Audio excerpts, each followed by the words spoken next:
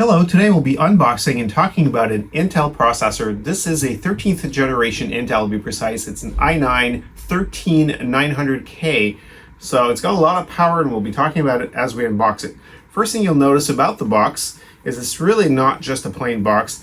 It's got sort of a feature, and you'll see that the processor is in a special plastic casing in the center here.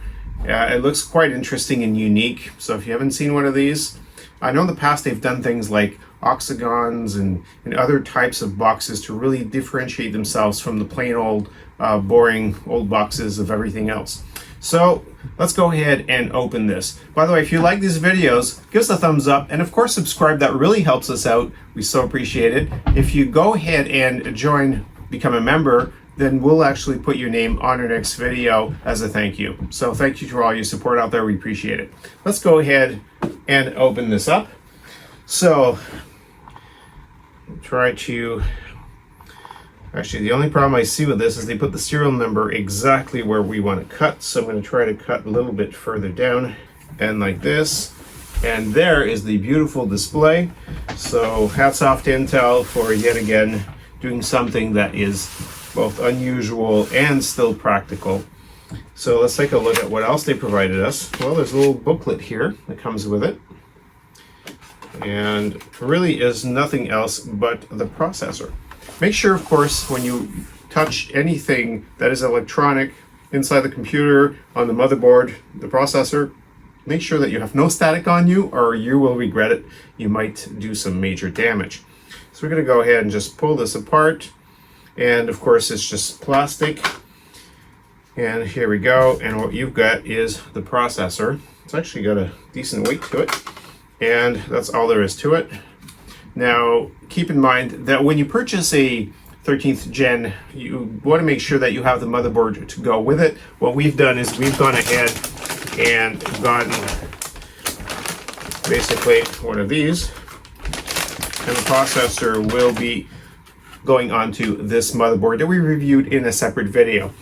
So keep in mind as well, so when you get this, you'll notice that there's no cooling fans or anything else in this box, so you're going to have to provide your own cooling system. So in order to cool the processor, we're going to be using an Arctic liquid cooler 2, and that's going to be part of our build. Because there is no fan or anything else stock in there, you're only getting the processor, so you will have to cool it down, come up with something, whether it's air cooled or liquid cooled, that's up to you. So that's something to consider when you purchase one of these higher end processors. And Intel is not the only company to do this for higher end processors. I'm thinking about AMD specifically. So let's talk a little bit about the processor itself. So it comes with a lot of cores. You know, in the old days you used to think 4 cores. No, this actually is 24 cores. And the 24 cores, what they've done is they've provided you with 2 types of cores. So you've got the P core, which are for performance, and you've got the E cores, which are for basically using less power. And they're, you know, if you're just going to browse things, or if you're just going to do very, work in Word for hours, then it can rely on the lesser cores that use up less power to gain more memory, more battery life is what I'm trying to say.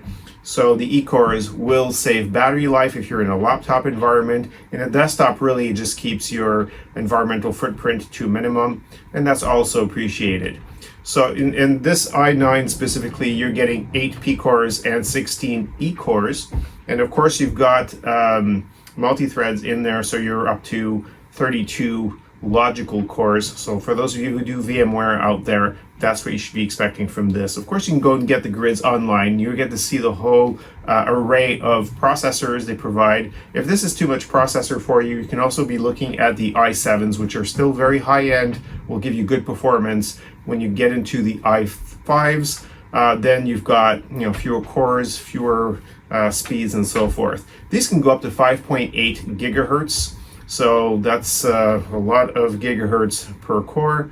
And the other thing too is if you look at the power consumption, obviously the higher you go in the line of the Intels, the more power you're going to be using. So this is at base 125 watts, and it can go up to 293 watts. So when you're selecting to build a system around such a processor, you're going to want to get a decent PSU, so the power supply. Make sure you have enough wattage to cover all of the components, and of course you're going to be putting drives or NVMe drives, M.2, or whether you go with SATA. Doesn't matter what you're going to be putting in there. You got to make sure that you have something that's adequate, and keep the processor in mind, since it's the higher ends do use a lot more wattage than the smaller, let's say the i3s or the i5s. Now, apart from that, of course, because it is a newer processor, you're going to get newer features. So you're going to be looking at things like DDR5 memory. These are designed to go up to DDR5. You will find with the right combination of motherboard, you can go down to DDR4. So you might be able to save some money doing that. Take a look. It changes obviously by when you watch this video and what's available out there. So take a look at that. The other thing is the processor, and hopefully a motherboard along with it, can handle PCIe 5.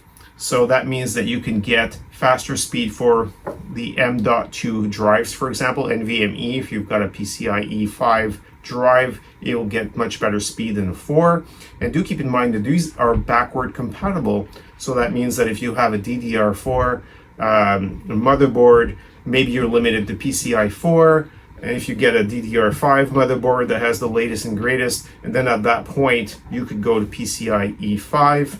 And when you want to put, even if you've got the PCI 5 compatible, you could still put PCIe 4 boards, let's say a network card in there or something else like that. You could add it to, it will be compatible as well.